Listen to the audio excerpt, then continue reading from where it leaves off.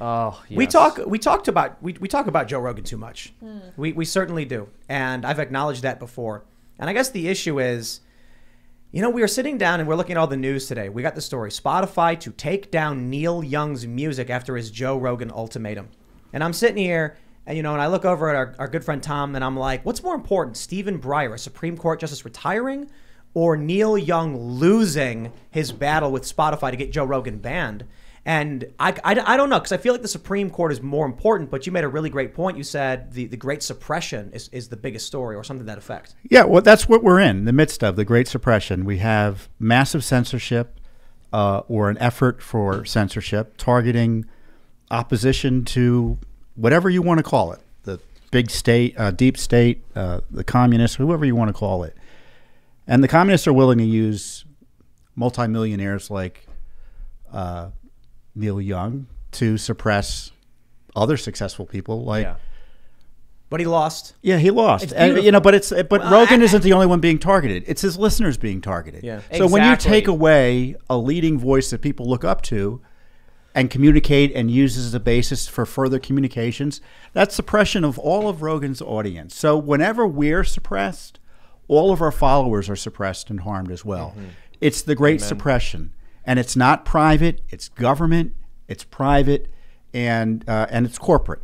So we have a quote here. I guess this is from Spotify. They say, Mr. Young's record label Warner Music, Group Corp's Warner Records, formally requested Spotify remove his music Wednesday, which would take several hours to take effect across Spotify services across the world. Quote, we want all the world's music and audio content to be available to Spotify users. With that comes great responsibility in balancing both safety for listeners and freedom for creators.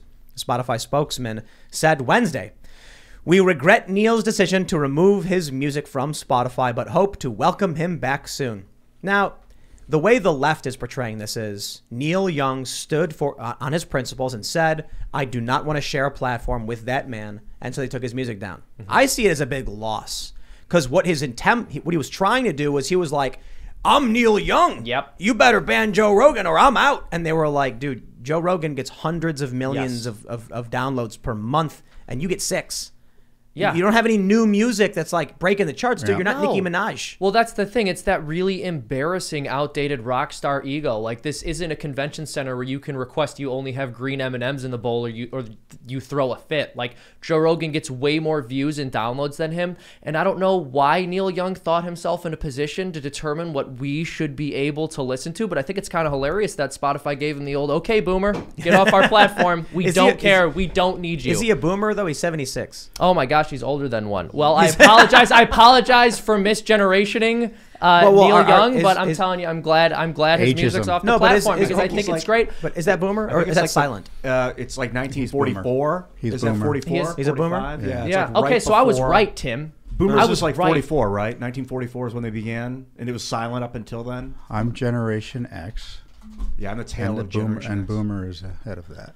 Well, point is, I think it's a fantastic victory. The fact that this old school celebrity who thinks he's a lot cooler and more relevant than he is tried to throw his weight around and got taken down is kind of incredible. But he's the oldest you can be to be a boomer. Wow. I just Googled it. It says 76, 68 to 76.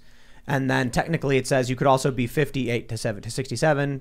There's like 2 boomer generations, I guess. Okay, so he's the world's oldest boomer. No, that's silent generation. The world's oldest boomer just got booted off of Spotify. Yeah, just got booted off Spotify. I'm about it, Ian.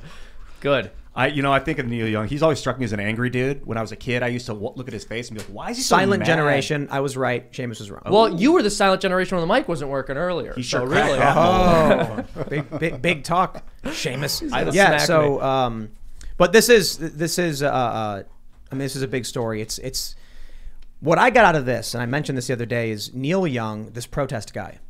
I thought he was supposed to be protesting free speech, right? Exactly. Well, he's anti-war is his big thing. I don't think he's a free speech guy. No, the anti-war movement was the free speech movement. He was part of that, yeah. And now they're like, oh, speach is bad. And how many Warhawks has Neil Young tried to protest being on the same platform as? That's a good point. He did the story attacking MTV. He did the song attacking MTV for taking commercials or being too corporate, and he complained that the MTV wouldn't play his song. So the irony of him trying to suppress another artist or another person who has a God-given right to share his views. And this is a battle. It's embarrassing, I think, for the left here, but they're never embarrassed. They don't stop because normal people would be embarrassed. They don't follow those rules. They had the scientists who weren't scientists try to pressure to take him off. They were hoping to get a ball rolling with Neil Young and something else. They'll keep on pushing Rogan. Rogan is a threat, and they are not going to stop. But I don't think zombies get embarrassed that they're eating brains. You know what I mean? Yeah, exactly. They just keep going, and they just. Bleh. Well, isn't it hilarious that they put together this list of like 300 doctors who weren't really doctors, dentists, dentists, and they thought like that didn't work, so they're like, we're busting out the big guns. We're gonna get Neil Young to try to take him down. You're saying you think that people were encouraging Neil to do this?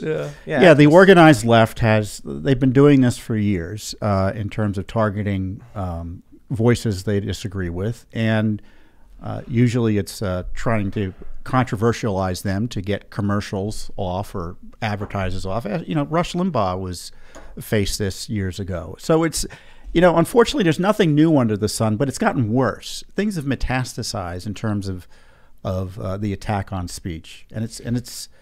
And my view is we're in a revolutionary moment. It's dangerous. I agree. But I will say, following this story, I hope Neil Young will remember that freedom-loving people don't need him around anyhow. Love it. Yeah.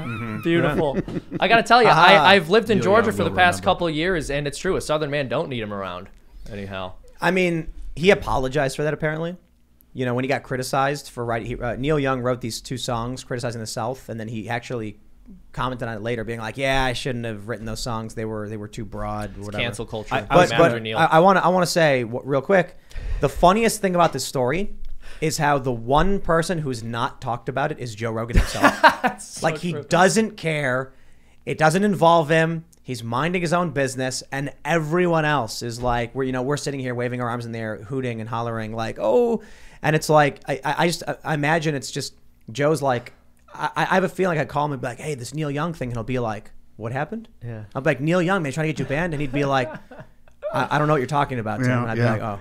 Well, he doesn't care. Yeah, it's not relevant. The public policy implication, the problem there is you've got the media celebrating it, though. Yeah. Neil Young, it's ridiculous, as we're talking about. But the media kind of salivating and celebrating the targeting of Young, and you see, the CNN types and people like that, they love that this is happening. Mm-hmm. And so that's the dangerous side of it. You've got this whole media political complex, along with big tech, that is excited about taking out voices they don't like. Well, their ratings are in the gutter. Their revenues are in the gutter. Yeah. I think we saw that turning point for CNN when they lost their airport contracts. And all of a sudden, I mean, that was 95% of their viewership? Yeah. And I'm only half kidding, to be honest. Yeah. I don't think it was that much. Right. But CNN's viewership was largely airports and hotel lobbies. Yeah. And then they lost the airport deal. That could be a big reason why their ratings tanked and just but I don't know if they actually count the airport stuff in the ratings, to be honest. People are probably going to be like, no, they don't do that. But they lost tremendous reach. Yeah. They know they're losing it to Joe Rogan, among other people. They're competitor, and the dishonest side of it is they're competitors. Well, it's not even just politics. It's a business. The business is they're losing viewers to people like Rogan, and you, and frankly anyone else who has a voice online that normally isn't heard in CNN. Well, and that's what's so hilarious about the entire situation. You're absolutely right. People are looking at this as a matter of politics, and on some level it is. But what is very interesting is the fact that he is direct competition for them in the business that they're operating in. And so when they write these articles about him, it's literally people who work for the companies that he's competing with talking about how horrible he is. Well, of course they're going to say that. Yeah. And what the media always does and what the left always does is as soon as they start losing, they immediately portray themselves as martyrs and victims. But the narrative falls apart with Rogan because he's one guy who people really want to listen to. And they make it seem like he's this reckless and irresponsible man who's bullying them. Hey, but isn't it crazy how they've really ramped up the attacks on Joe Rogan? Yes. Like I was just reading a story like some attorney general was saying Joe Rogan should be censored. Who was that? Lee, do you know he's who like that their was? Trump now. Yeah. Some attorney general was like, Joe Rogan. Yeah, it's Biden's attorney general. He thinks that it was Biden's? Yeah, Rogan should be censored. I thought it was the Surgeon General came out and said something about disinformation online. I don't know if he said specifically about Rogan. Yeah, not the Attorney General. Oh, Surgeon General. Yeah. Isn't that like a... Thanks for checking out this segment from the Timcast IRL podcast. If you want to watch live, you can check out this channel Monday through Friday at 8 p.m. And don't forget to smash that like button, subscribe to this channel, and if you want more unfiltered and uncensored content with all of these guests, go to timcast.com and become a member. All of these guests you know and love in exclusive segments on our website where we are unrestricted in what we talk about, so you'll definitely not want to miss it. Thanks for hanging out. We'll see you all next time.